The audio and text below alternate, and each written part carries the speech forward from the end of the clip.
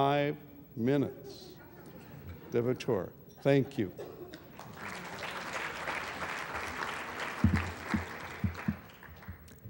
Thank you for having me here today.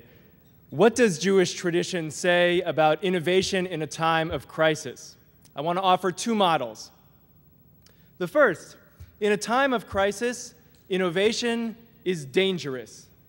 Probably the best known advocate of this is the Khatam Sofer, a 19th century ultra-Orthodox rabbi who reframed a famous quote from the Mishnah to say, Chadash asur min haTorah. Innovation is forbidden by the Torah.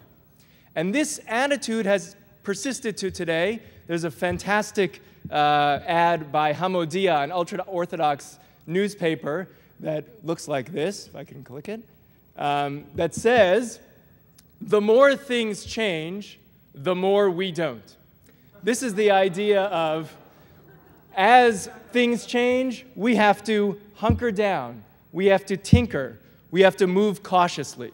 That's one model. The second model is one offered by Rabbi Yochanan ben Zakkai, the founder of Rabbinic Judaism. And I would argue that that one says, in a time of crisis, innovation is no longer a luxury, it is a necessity. When Rabbi Yochanan ben Zakkai made his appearance on the Jewish scene, Jerusalem was under siege, the greatest economic crisis to ever hit the Jewish people. The year was 70. He escaped the city in a coffin and went straight to the Roman general laying siege to the city.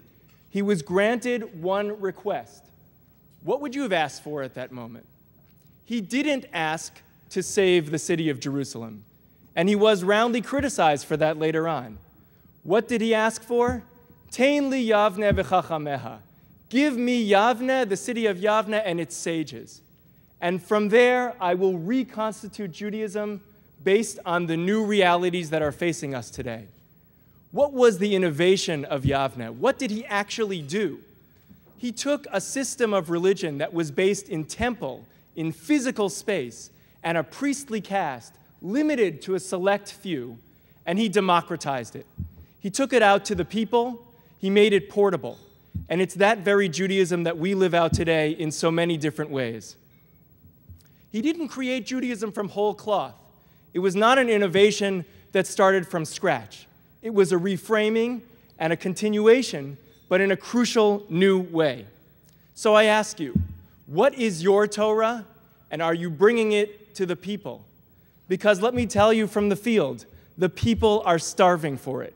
This time in particular, what a crisis produces is a moment of need and meaning search, and Judaism has the possibility of answering that need. So are we doing it? Let me offer you one final thought. Rabbi Yochanan ben Zakkai lived for 120 years, and significantly, the first 40 years he was engaged in business. The next 80 years he was a rabbi, so for those second career folks. There are only 4 Jewish characters who lived 120 years, according to the Talmud.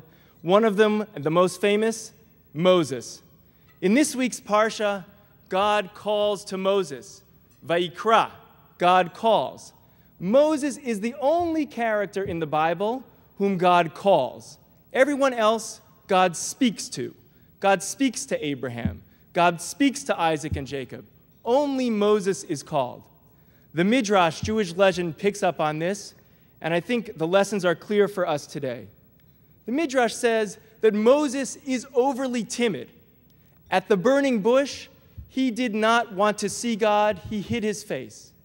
At the Red Sea, he did not want to lift his staff and split the sea. At Mount Sinai, he was afraid to go up the mountain. He is overly timid. In this week's Parsha, God calls to Moses, calls to him, and says an amazing sentence.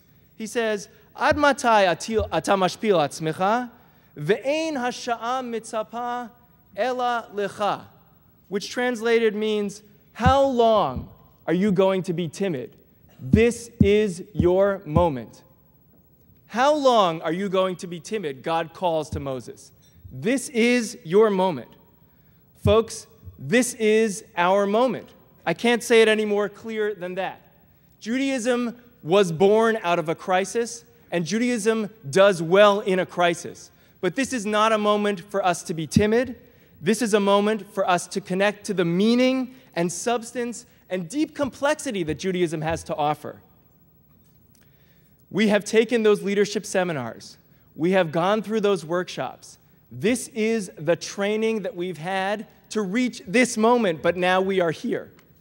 So I ask you, embrace the changes that need to be made, and let's move forward together into the next bold chapter of Jewish life. Thank you.